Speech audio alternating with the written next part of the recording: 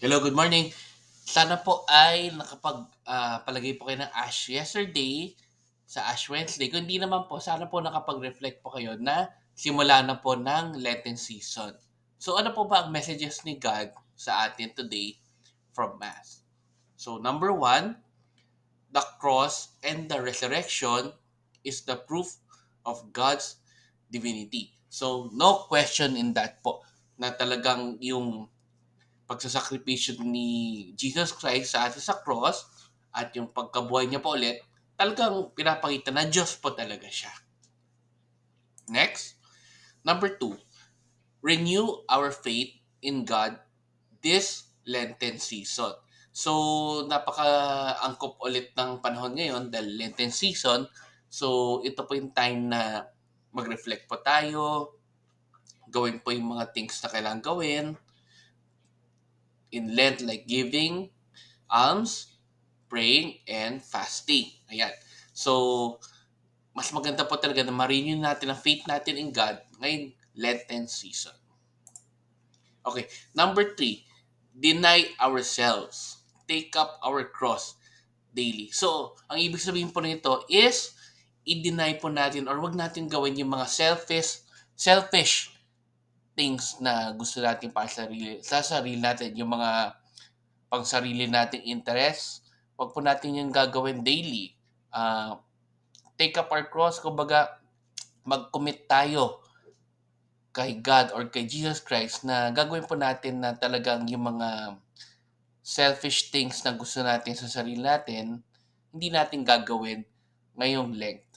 At ang pinakamahirap pa doon is, kaya ba natin gawin to daily? Ayan. So, yun po yung ibig sabihin ng number 3 na talagang i-try natin na i-commit ang sarili natin na huwag gumawa ng mga bagay na para lang sa atin daily.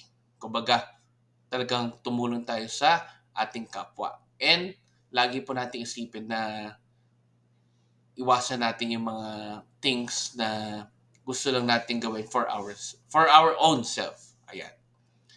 Okay, number 4, we have the freedom to choose our actions in following Christ. So, lahat po tayo talagang binibigyan ng choice ng Diyos na to follow Him or not. Pero syempre, dahil nga Lenten season ngayon, maganda po talaga na i-follow natin siya lalo at idipin nga natin ang ating relationship with God ngayon Lenten season lalo.